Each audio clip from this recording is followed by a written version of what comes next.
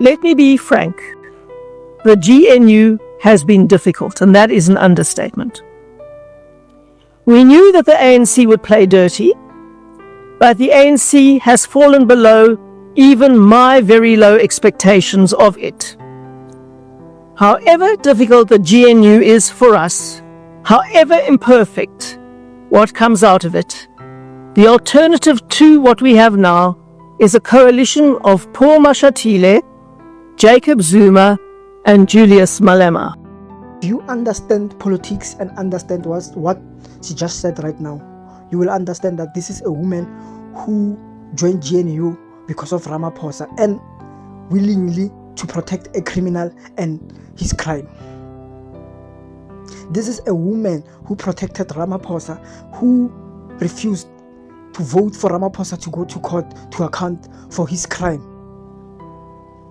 This is a woman who said we'll form coalition with this Ramaphosa person. And people must understand that this is what I always emphasize, why Ramaphosa will do whatever it takes to make sure he collapses South Africa. It's because de Klerk mentioned that if Ramaphosa do as he promised, everything will go right. But if he doesn't, he will have problems.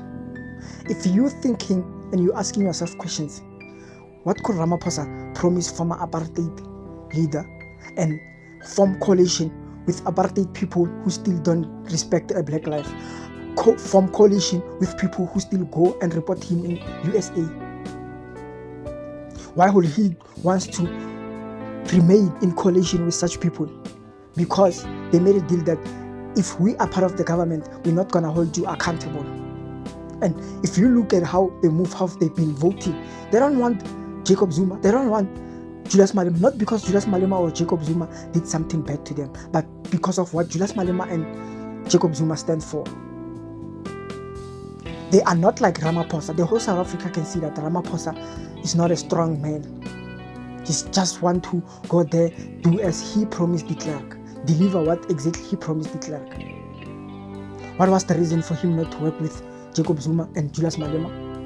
What was the reason? Because DA said, we will form coalition with ANC. We don't want EFF and MK party. And Ramaphosa went with it because EFF told him that we're going to hold you accountable. And as a father, as an old man, you know that what you are doing is wrong. You don't want to be held accountable. You want to continue misleading the country, collapsing the country, because you don't care, as long as you are getting money, making sure that you are pleasing people who are funding you. And I believe that the South African people are sleeping. I don't know whether it's the food that we eat or what, because Phala case it's a big thing. It's something that we should keep talking about it every day until they hold him accountable. Because if we are quiet and they are able to make deals with him not to be accountable, and we are just quiet, how are we going to be able to resolve and hold criminals accountable? And how many crimes should be committed so that we can say, no, enough is enough. These people must be accounted. Right now, as we speak, we are at a point, at a level whereby the only solution Ramaphosa and the leadership of ANC they can come up with to help South Africa is VET. South Africans not doing anything, not strike, not anything, just take it as it is. There's something wrong with us. We need to be fixed, we need to be okay, because this doesn't make sense. It's literally not making sense at all. And there are people out there who still believe that Ramaphosa can do something. The man was president for far too long. He didn't do one thing. Nothing.